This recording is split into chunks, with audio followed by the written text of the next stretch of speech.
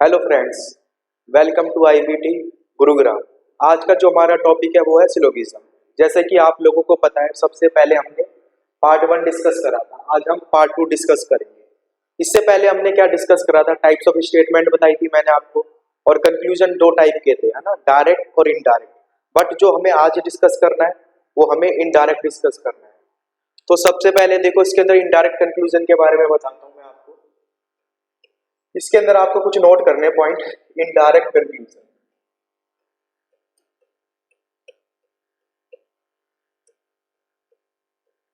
Indirect conclusion में आपका सबसे पहले पॉइंट है, आप इसको नोट करेंगे। Point number 1, to give an indirect conclusion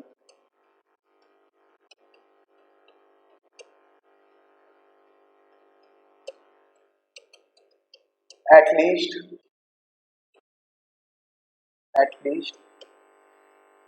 two statements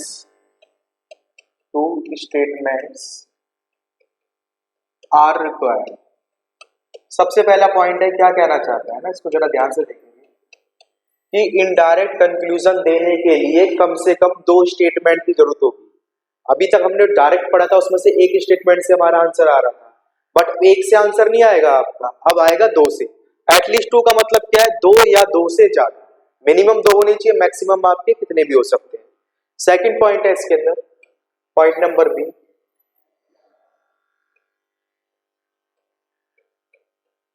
there should be a common term, there should be a common term in both the statement। इसका meaning ये है आपका, वैसे देखो अभी मैं क्वेश्चन कराऊंगा, उससे बिल्कुल क्लियर हो जाएगा कि आपका जो एक कॉमन टर्म होना चाहिए दोनों स्टेटमेंट में। कॉमन का मतलब क्या होता है?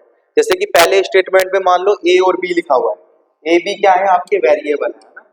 तो सेकंड में भी एक कॉमन टर्म आना चाहिए, है ना, या तो ए आए या बी आए। ऐसे नहीं, अगर मान लो नीचे वाले स्टेटमेंट में सी और डी दे रखा है, पहले स्टेटमेंट में क्या है आपका ए बी, सेकंड में सी डी, तो आप कहोगे कोई भी कॉमन नहीं है इधर। जब तक कॉमन नहीं होगा आप रिजल्ट नहीं बना सकते, है ना। एक क्या कहते हैं, कॉमन टर्म होना चाहिए, एक वेरिएबल कॉमन होना चाहिए, या तो ए का नाम नीचे आए या बी का।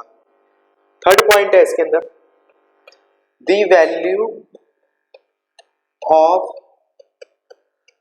कॉमन टर्म should be 100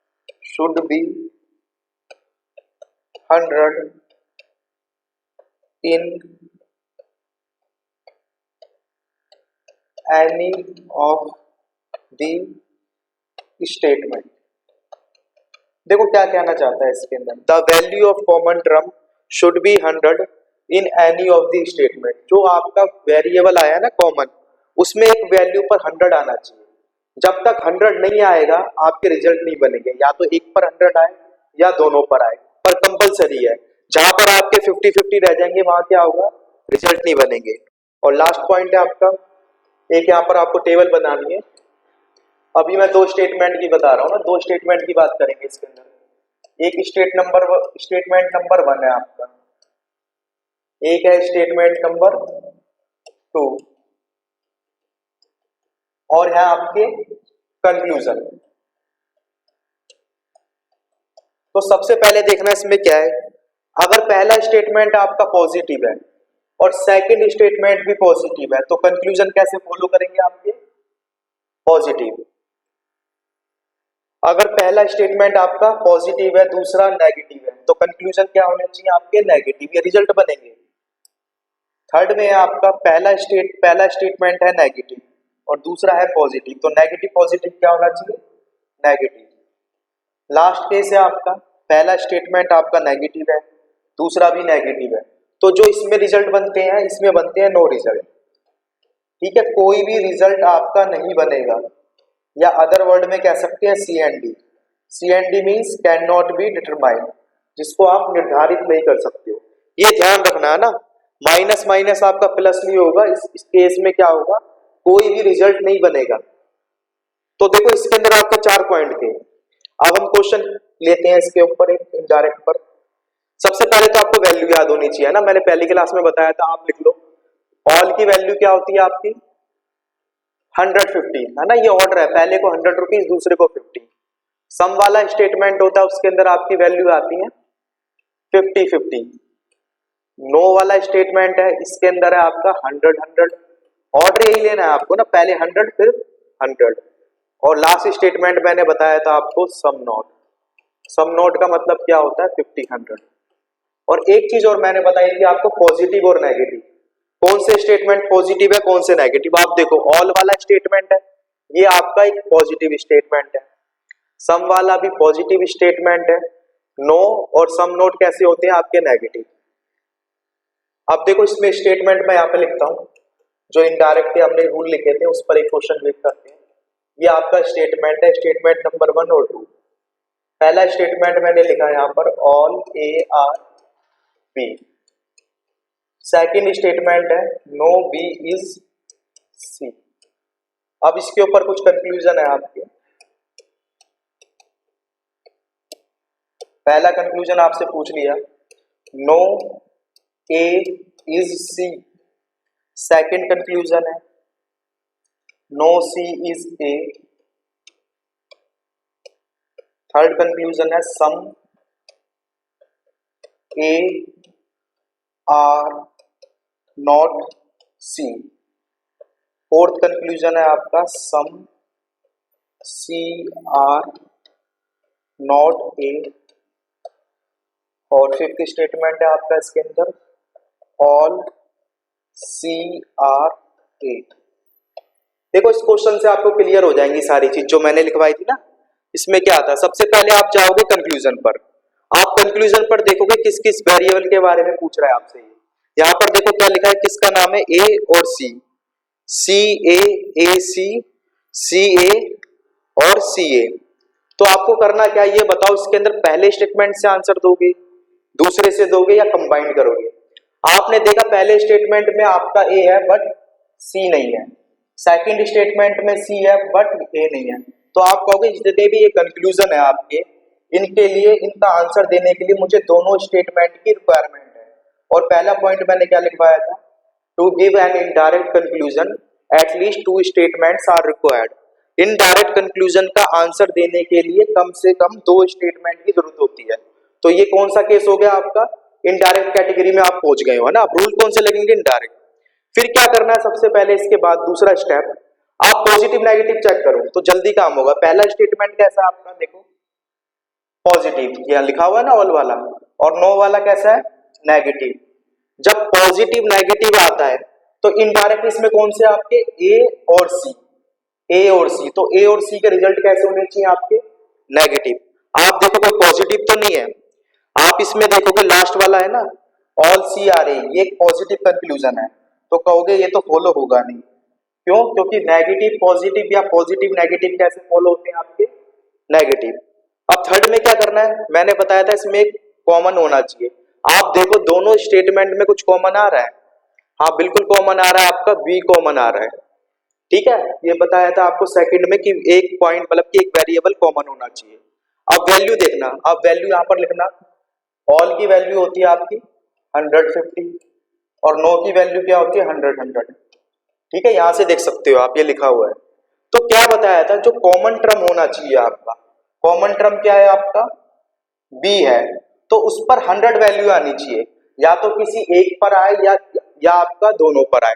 आपने देखा एक पर कॉमन टर्म पर 100 आ रही है, जैसे ही यहाँ पर 100 आ गया, अब ए और सी के रिजल्ट बनने स्टार्ट हो जाएंगे। ठीक है, और कैसे बनेंगे वो आपने चेक कर लिया था, नेगेटिव। अब ध्यान से देखना यहाँ पर, ए सी के ऊपर इनकम कितनी है आपकी 100, ए के ऊपर इनकम कितनी है 100।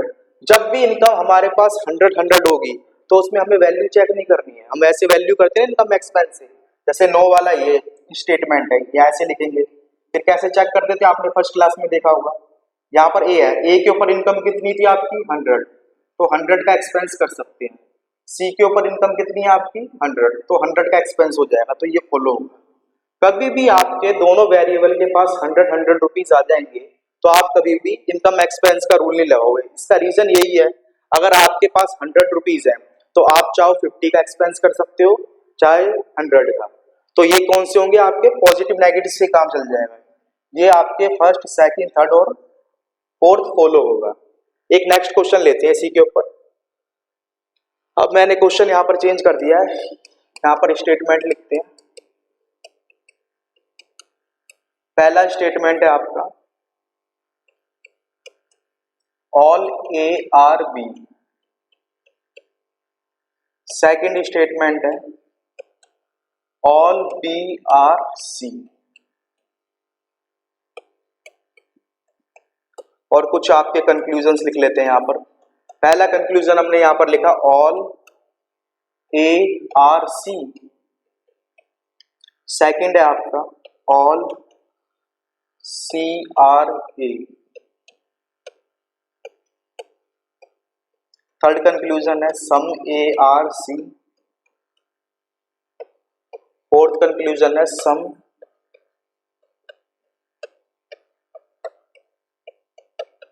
C R not a. तो सबसे पहले आप क्या करोगे, कंक्लूजन पर जाओगे। कंक्लूजन देखोगे पहले स्टेटमेंट से आंसर आएगा या सेकंड से आएगा या मुझे कंबाइन करना पड़ेगा। आप देखोगे सब में क्या लिख रखा है मैंने, ए और सी लिखा हुआ है। इंटरचेंज है सी या ए सी। आएगा कहां से, पहले और दूसरे को कंबाइन करने से। और जैसे ही आप दोनों को कंबाइन करोगे तो कौन से रूल लगेंगे आपके, इनडायरेक्ट वाले। ठीक है, फिर मैंने क्या बताया था, पॉजिटिव नेगेटिव चेक कर लेना। पहला स्टेटमेंट है आपका पॉजिटिव, ऑल वाला एक पॉजिटिव स्टेटमेंट होता है। और अगेन दूसरा भी है पॉजिटिव। तो पॉजिटिव पॉजिटिव के रिजल्ट कैसे होने चाहिए, पॉजिटिव। आप देखो मैंने कहीं यहाँ पर नेगेटिव लिखा है, आप कहोगे लास्ट में लिखा है some C are not a. ये एक नेगेटिव कंक्लूजन है, तो ये कभी फॉलो नहीं होगा। इसके बाद क्या करना पड़ता है, आप देखो दोनों में कॉमन आ रहा है कुछ। हाँ कहोगे दोनों में एक कॉमन टर्म है जिसका नाम है बी। और उसके बाद आपको वैल्यू असाइन करनी है। वैल्यू क्या थी आपकी, ऑल की 150 और 150। अब मैंने क्या बताया था, कॉमन टर्म तो आना चाहिए, बट कॉमन टर्म के बाद आपका जो भी कॉमन आ रहा है उसके ऊपर 100 की वैल्यू आनी चाहिए। अब 100 देखो किसी पर आ रहा है, हाँ यहाँ पर 100 आ रहा है। तो जैसे ही आपका किसी भी कॉमन टर्म पर एक पर 100 आ जाए या दोनों पर 100 आ जाए, तब आपके ए और सी के रिजल्ट बनेंगे। अब देखो क्या करना होता है इसमें, अब जो बचा हुआ वेरिएबल है यहाँ पर कौन कौन से है, ए और सी पर कितना है आपका 50। ए पर 100 है, सी पर 50 है। तो हमें इनकम और एक्सपेंस के रूल लगाने पड़ेंगे क्योंकि दोनों पर 100 नहीं है। तो सबसे पहले ऑल वाला स्टेटमेंट देखते हैं। इसमें कंक्लूजन लिखा है ऑल का क्या वैल्यू होती है आपकी 150। आप देखो ए के ऊपर कितने हैं आपके 100 रुपीज। 100 का एक्सपेंस कर सकता हूँ, बिल्कुल हो जाएगा। सी के ऊपर इनकम कितनी है 50 का एक्सपेंस कर सकते हैं, हाँ। तो ये तो फॉलो होगा। सेकंड वाला देखना, ऑल में मैंने बताया था पहले 100 लेना है और फिर सेकंड में 50। आप देखो सी के ऊपर इनकम कितनी है, सी के ऊपर इनकम है 50 रुपीज और ये कितना एक्सपेंस कर रहा है 100। तो कहोगे ये चीज पॉसिबल नहीं है। और सम वाले में मैंने क्या बताया था आपको, सम की वैल्यू होती है 50-50। जब सम की वैल्यू आपकी 50-50 है तो देखो ए के ऊपर इनकम तो 100 है और सी पर 50 है, तो ये दोनों आपके 50-50 का एक्सपेंस कर सकते हैं। ठीक है, यहाँ तक ये था आपका सेकंड एग्जांपल। अब हम थर्ड एग्जांपल लेते हैं। मैंने थर्ड यहाँ पर एक एग्जांपल लिया।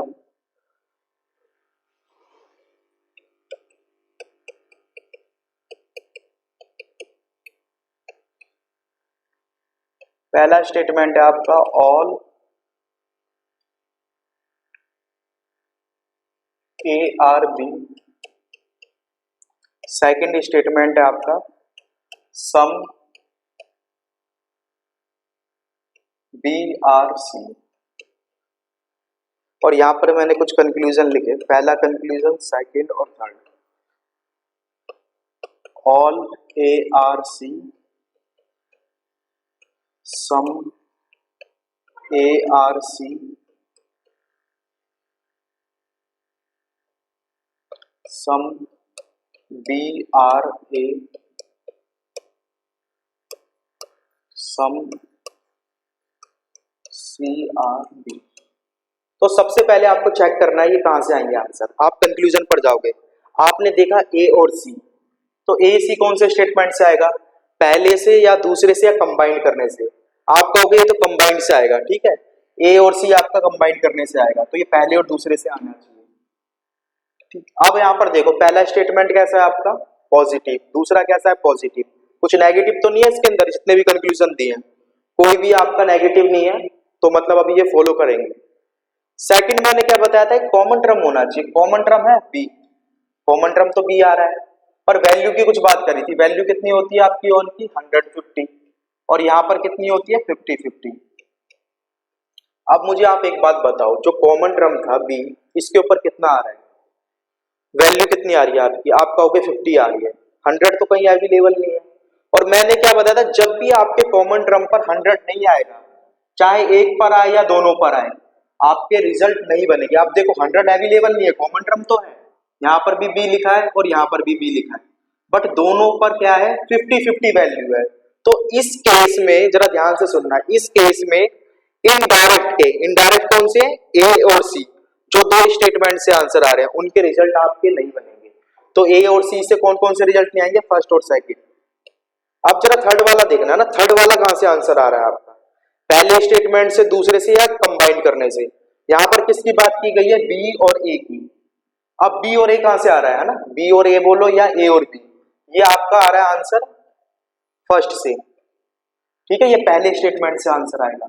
जरा ये चीज ध्यान से देखना, क्या होता है हम जल्दीबाजी में क्या करते हैं, हमने देखा 50-50 वैल्यू है तो सारे गलत कर देते हैं, बट एग्जाम में ऐसा नहीं होता, आपके मिक्स आते हैं क्वेश्चन, डायरेक्ट और इनडायरेक्ट से मिक्स आते हैं। तो मैंने तो डायरेक्ट में ऐसा कुछ बताया नहीं था आपको, है ना, कि डायरेक्ट में आपके रिजल्ट नहीं बनेंगे। डायरेक्ट कैसा करते थे, पहली क्लास में आपने देखा होगा, पहला स्टेटमेंट देखो इससे आपका आंसर आ रहा है, ये स्टेटमेंट कैसा है आपका पॉजिटिव, कंक्लूजन कैसा फॉलो होना चाहिए पॉजिटिव। फिर क्या बताया था, वैल्यू की बात बताई थी, है ना, यहाँ पर है 150 और सम की वैल्यू क्या होती है 50-50।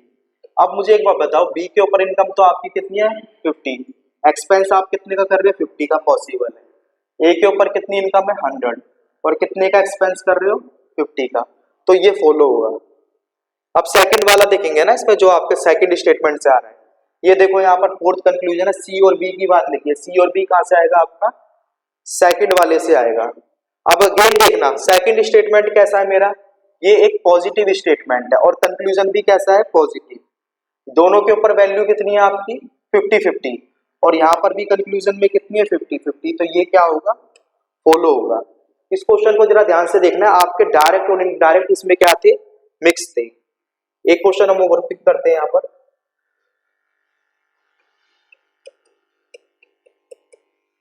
ये आपका स्टेटमेंट्स है कुछ, पहला स्टेटमेंट मैंने लिखा नो ए इज बी और सेकंड मैंने यहाँ पर आपको लिख दिया नो बी इज सी। अब इसमें मैं कंक्लूजन कुछ बताता हूं, कंक्लूजन है पहला no A is C, no C is A,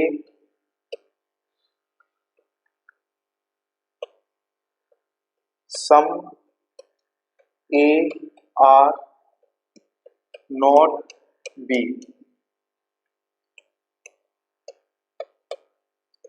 some B are not C. तो सबसे पहले आपको कंक्लूजन पर जाना ना, कंक्लूजन देखने कहां से आंसर आएंगे। पहला जो मेरा कंक्लूजन है ए और सी की यहाँ पर बात की गई है, ए और सी आप बताओ फर्स्ट स्टेटमेंट से आंसर दोगे, सेकंड से दोगे या कंबाइन करना पड़ेगा। आप यहाँ पर देखोगे, यहाँ पर ए लिखा है, यहाँ पर सी, कॉमन टर्म आ रहा है, तो ए और जो सी के आंसर आएंगे वो कहां से आएंगे, दोनों स्टेटमेंट का यूज करके। ये सबसे पहले आपको पहचान करनी है कंक्लूजन में जाके कि पहले से आंसर आएगा, दूसरे से आएगा या कंबाइंड से आएगा, क्योंकि डायरेक्ट इनडायरेक्ट मिक्स आते हैं। अब ये थर्ड वाला कंक्लूजन देखना, क्या लिखा है, some A are not B, ए और बी कहां से आएंगे आपके, ये आपके फर्स्ट से आएंगे, है ना, क्योंकि ए बी की यहाँ पर बात की गई है और यहाँ पर भी ए बी, और बी और सी कहां से आपके सेकंड से। अब जरा ध्यान से देखना इस क्वेश्चन को, सबसे पहले ये बताओ, ये स्टेटमेंट ए और सी लिखा है यहाँ पर भी सी और ए लिखा है, तो ये दोनों से आंसर आ रहा है, तो क्या ये फॉलो होंगे। आपको मैंने एक रूल बताया था, जब भी आपके दोनों स्टेटमेंट नेगेटिव आएंगे, नेगेटिव देखो नो वाला स्टेटमेंट एक नेगेटिव होता है और नो वाला भी है, दोनों नेगेटिव होते हैं ना, या नो हो या आपका सम नोट हो, तो इसमें जो भी रिजल्ट आएंगे किसके, इनडायरेक्ट के, डायरेक्ट की बात नहीं कर रहा, ए और सी के, तो क्या होंगे, रिजल्ट नहीं बनेंगे, है ना, कोई भी रिजल्ट नहीं बनेंगे। मैंने अभी आपको एक टेबल बना के दिखाई थी ना, यहाँ पर आप देख सकते हो, ये रहा यहाँ पर, ये देखो, जब भी मेरे दो स्टेटमेंट नेगेटिव आएंगे तो उनसे इनडायरेक्ट कंक्लूजन के आपके आंसर नहीं आएंगे। उसमें मतलब क्या करोगे आप, नो रिजल्ट, कोई भी रिजल्ट नहीं बनेगा। अब देखना यही वाला केस सेम है क्या आपका, ये देखो यहाँ पर ये स्टेटमेंट कैसा है, पहला नेगेटिव दूसरा भी नेगेटिव, तो ए और सी के रिजल्ट आप नहीं बना सकते, इन दोनों को क्या कर देना आप, गलत। अब ये वाला देखो ए और बी कहां से आ रहा है, ए और बी आपका आ रहा है पहले स्टेटमेंट से आंसर, तो इसको कैसे चेक करते थे, पहला स्टेटमेंट कैसा है आपका नेगेटिव, कंक्लूजन भी कैसा है नेगेटिव, फिर हम वैल्यू देखते थे, ऑल के 9 के ऊपर कितनी वैल्यू होती है आपकी 100 और सम नोट पर कितनी होती है 50 100।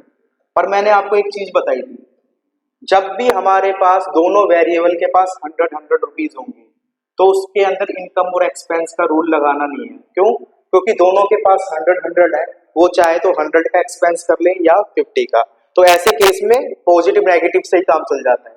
तो ये नेगेटिव स्टेटमेंट था, कंक्लूजन भी कैसा है आपका नेगेटिव, देखो सम नोट लिखा हुआ है यहाँ पर सम नोट, तो आप क्या कहोगे भाई ये नेगेटिव स्टेटमेंट है, नेगेटिव कंक्लूजन फॉलो होगा, दोनों के पास इनकम है आपकी 100 तो दोनों एक्सपेंस कर सकते हैं। सेम केस यहाँ पर है, देखो बी और सी कहां से आ रहा है सेकंड से, तो ये एक नेगेटिव आपका स्टेटमेंट है और कंक्लूजन भी कैसा है यहाँ पर नेगेटिव। अब यहाँ पर देखना ये एक नेगेटिव स्टेटमेंट है, नेगेटिव कंक्लूजन, दोनों के पास कितने हैं 100 रुपीज हैं, तो ऐसे केस में इनकम और एक्सपेंस का रूल नहीं लगाना है, तो ये क्या होगा आपका फॉलो होगा।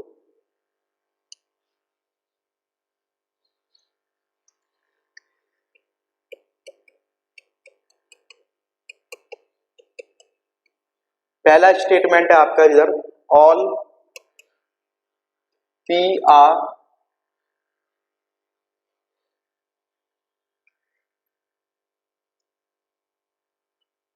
इसको कर देते हैं some P R N, second है आपका यहाँ पर सम एन आर टी। अब आपके कुछ कंक्लूजन है यहाँ पर, पहला कंक्लूजन है some P R P, second है आपका इसके अंदर सम पी आर पी।